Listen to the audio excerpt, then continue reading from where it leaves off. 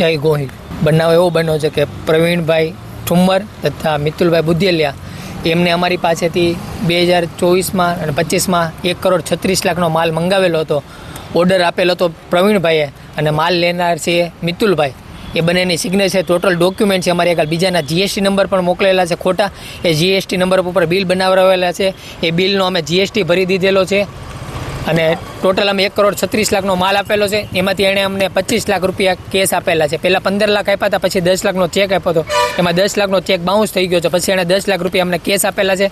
આવી રીતના એણે અમારે યાર ફ્રોડ કર્યું છે. અમે બહુ વારંવાર એને રિક્વેસ્ટ કરી પણ એ કાંઈ જવાબ જ નથી આપતા. અત્યાર સુધીમાં કોઈ દિવસ જવાબ નહીં. એ બંને એમ કહે છે કે આ મિતુલભાઈ માલ લઈ ગયા અને પ્રવીણભાઈ એમ કહે છે કે આ ભાઈ માલ લઈ ગયા. બંને એકબીજા ઓલું કરે છે. અત્યાર સુધીમાં અમને કાંઈ જવાબ જ નથી મળતો. એટલે અમે એફઆરઆઈ પણ થઈ ગઈ છે અને અત્યારે અમે કમિશનર સાહેબને રજૂઆત કરવા આવેલા છે કે આનું અમને યોગ્ય ન્યાય મળે. મારું નામ દલસુખભાઈ મંજીભાઈ ચોવટિયા. હું મટીરિયલની દુકાન ચલાવું છું અને મારે આ મિતુલભાઈ બુદ્ધેલિયા પાસે પૈસા લેવાના છે 16.5 લાખ રૂપિયા. 2.5 વર્ષ થઈ ગયા છે. કાંઈ જવાબ દેતા નથી, કોઈ ફોન ઉપાડતા નથી અને કોઈ જવાબ આપતા નથી. વારંવાર ફોન કરવાથી મારી પાસે ડિટેલ બધી પણ છે પણ કોઈ મારો ફોન રિસીવ કરતા નથી. વારંવાર મને પૈસામાં કોઈ જવાબ દેતા નથી. મને યોગ્ય ન્યાય મળે. અને મારા જેવા તો કેટલાય લોકો છે કે જેના આને જીવન બરબાદ કરી નાખ્યા છે. આ માણસને હું સરકારશ્રીને અપીલ કરું છું, આની માથે કડકને કડક કાર્યવાહી થવી જોઈએ.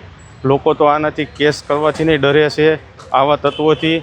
અને લોકોના પૈસા એક વખત લઈ લેવા અને એને ગમે એ રીતે ફસાવવા, આ છે તે છે. આવા વ્યક્તિઓને કોઈ બી હિસાબે કેસ થાય, આ થાય તો તરત છૂટી જાય છે. આને કોઈ કાયદાનો ડર નથી. આની માથે કડક કાર્યવાહી થવી જોઈએ. નાના માણસોના જીવન સમાન નાના મોટા ધંધા કરીને જીવન ગુજારે છે તો એ માણસો સાથે આ સીટિંગ કરે છે. આના માથે આવા 7 થી 8 કેસ ચાલે છે પણ આને કેમ કોઈ જાતની કડક સજા થતી નથી.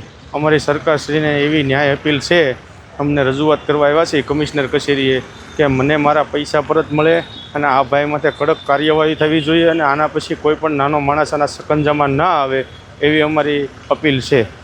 અમારી તમામ માહિતીથી અપડેટેડ રહેવા માટે જોડાયેલા રહો ત્રિશુલ ન્યૂઝ સાથે.